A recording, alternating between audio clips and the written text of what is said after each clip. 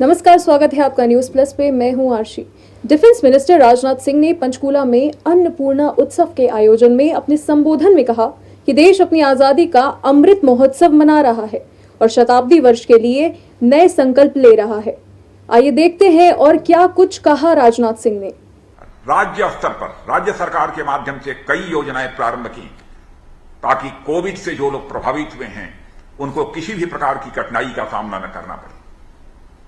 महामारी के दौरान 80 करोड़ से अधिक लोगों को मुफ्त अनाज उपलब्ध कराने की यह देश ही नहीं बल्कि मैं दावे के साथ कह सकता हूं कि दुनिया की यह सबसे बड़ी योजना है।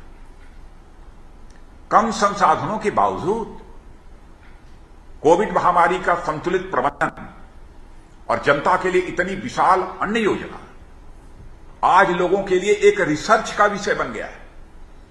और आप सबको शायद इस बात की जानकारी नहीं होगी, दुनिया के कई देशों में मुझे जाने का अवसर प्राप्त हुआ है। लोग इन योजनाओं के संबंध में चर्चा करते हैं कि इतना बड़ा आर्थिक बोझ भारत सरकार ने कैसे उठा लिया, इतनी बड़ी चुनौती को भारत सरकार ने कैसे स्वीकार कर लिया। और मुझे तो यह बताया गया कि हरियाणा सरकार द्वारा इस योजना के तहत लगभग 1 करोड़ 22 लाख लोगों को 5 किलोग्राम गेहूं मुफ्त में दिया जा रहा है।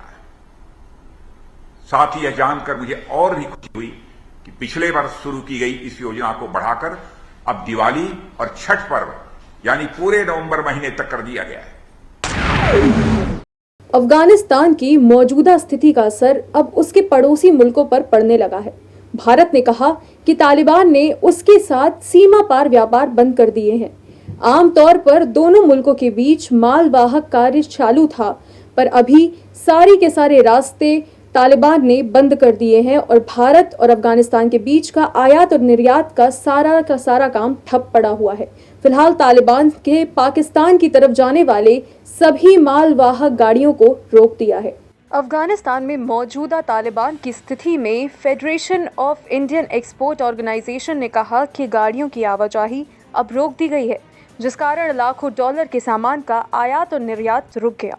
व्यापार के मामले में अफगानिस्तान का सबसे बड़ा सहयोगी भारत और अन्य देश रहे हैं। अफगानिस्तान में डैम, स्कूल और सड़कों के विकास के लिए भारत ने लाखों डॉलर का निवेश किया। FIEO के महानिदेशक डॉक्टर अजय सहाय ने अफगानिस्तान की स्थिति पर बताया कि वो लगातार इस पर नजर बनाए हुए हैं। वहां से आयात निर्यात का काम पाकिस्तान के रास्ते होकर भारत आता जाता था। फिलहाल तालिबान से पाकिस्तान की तरफ जाने वाले सभी मालवाहक गाड़ियों को रोक दिया गया है। अफगानिस्तान की निर्यात आयात रणनीति पर इंटरनेशनल ट्रेड सेंटर की एक रिपोर्ट के अनुसार दुनिया में ड्राई फ्रूट के सबसे बड़े आयातकों में भारत एक है। भारत बड़ी मात्रा में ड्राई फ्रूट का आयात अफगानिस्तान से करता है। भारत के अलावा पाकिस्तान भी अपनी ड्राई फ्रूट की ज़रूरतें यहीं से पूरी करता है।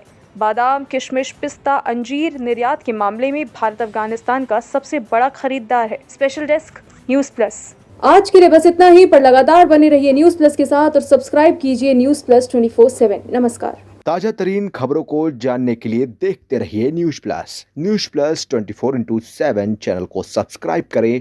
अपडेट के लिए बेल आइकन को दबाएं।